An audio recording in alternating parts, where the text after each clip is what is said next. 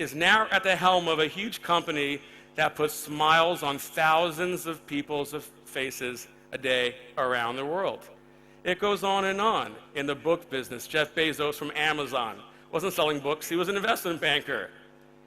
Pierre Omidyar from eBay wasn't an auctioneer, he was a software developer. They combined their passion with their expertise.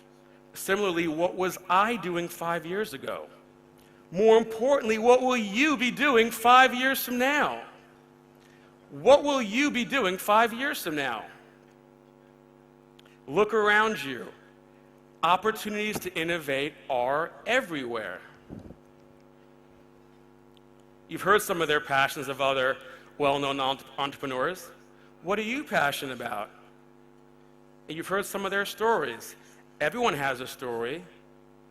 What's your story? What is your story? Our next axiom this evening is that innovators know that regret is far, far worse than failure. Innovators know that regret is far worse than failure. What does that mean? You have that big idea in your head? It's been gnawing at you for 6 months or 3 weeks or maybe a couple days' time. You know that big idea is not going to go away. You have a very simple decision to make. Your choice is very simple. Do you want to follow your passion, see it through, try to make it happen? Or would you rather wait until your friend or your neighbor or a competitor or a stranger halfway around the world does it instead? Because you know, if you're right, and you just know, this idea will work. If you don't do it, someone else definitely will. Someone else will. And that regret of wondering what if is so much worse,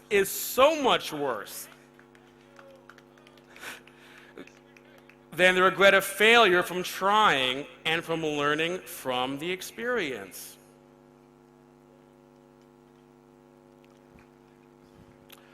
Our next axiom this evening is that if people don't tell you that your idea is crazy, it's probably not that innovative. You want people to tell you that your idea is crazy. Think about how absurd the business models of some of the most successful innovations and entrepreneurial ventures of our time must have sounded at their foundation by their founders. Any industry you can think of. The book business you mentioned with Amazon earlier. Imagine back then, years ago, the 90s, wow, so long ago, right? Imagine that story. Let me get this straight. You want me to buy a book on this new thing called the internet? I should prepay for the item, pay for shipping, and wait a week or two for the book to arrive. There's a bookstore 5 minutes down the road from me. I can touch it, I can feel it, I can read it, and most importantly, I can take it home tonight. That's ridiculous. That will never work. Wait, let me get this straight. You want me to buy or sell something from a stranger on the internet? Like this auction, this eBay thing? I should prepay for the item and hope it arrives in the condition remotely depicted in the photo, if at all? ID of the seller, unverified. Condition of the item, unverified. That's ridiculous. That will never work. Do you see a trend here? These and hundreds of others we could discuss tonight are all massive companies that spawned multi-billion-dollar industries that now they're obvious. But back then, they were innovation. Look at Facebook. Facebook is less than 10 years old. It has nearly 1 billion users now. 1 in every 6 is right here in the Middle East. And it's entirely free. Who amongst us would have imagined that just a few short years ago? Only after you're successful with your ventures and your innovations, everyone else will say, why didn't I think of that?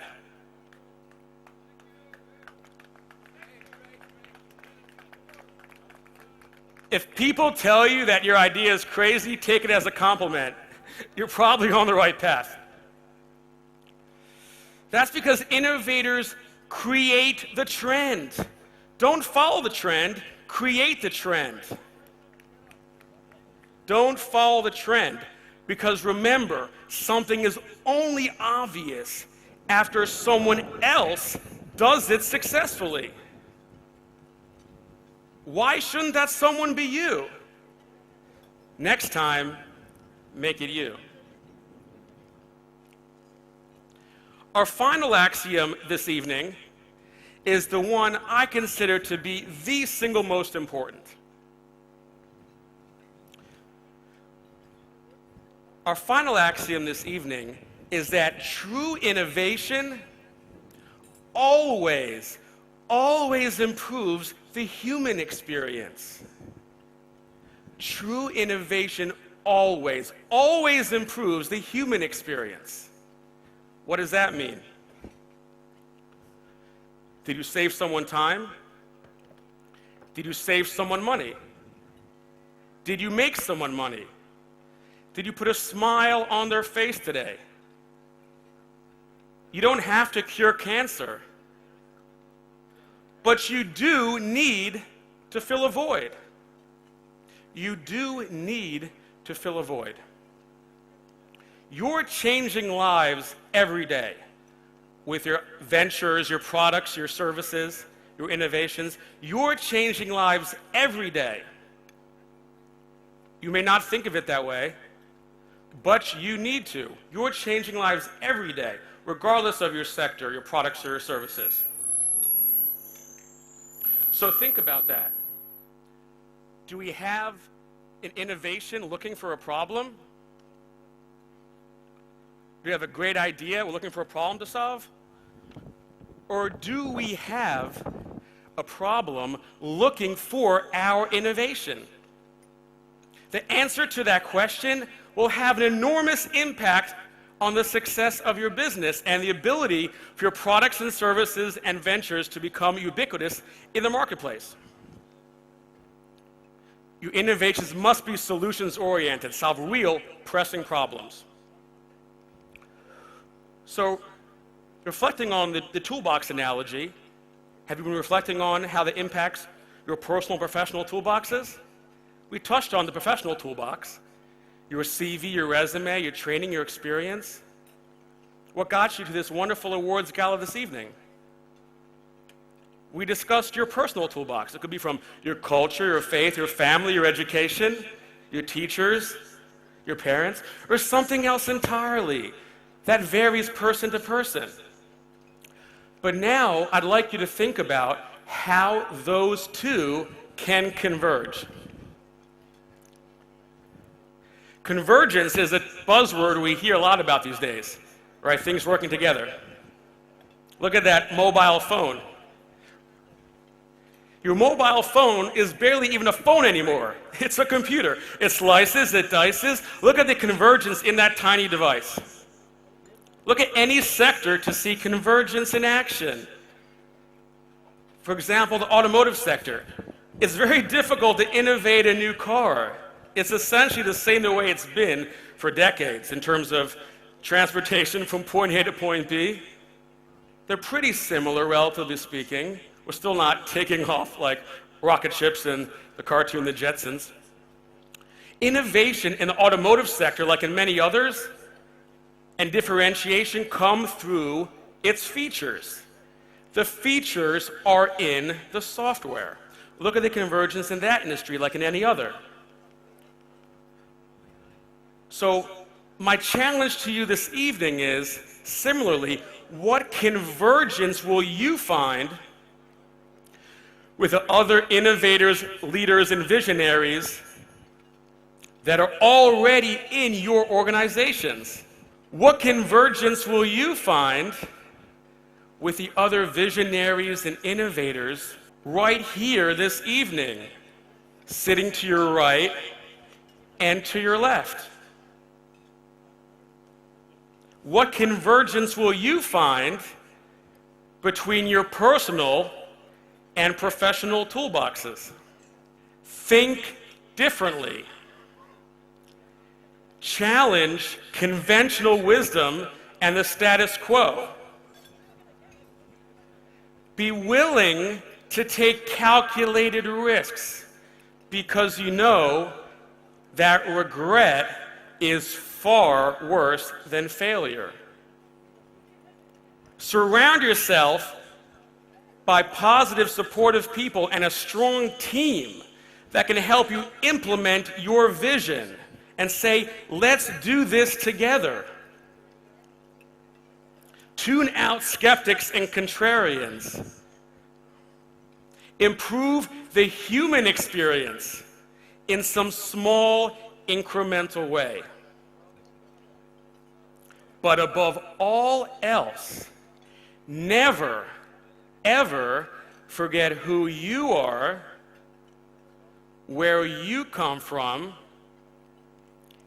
how you got there, and who got you there.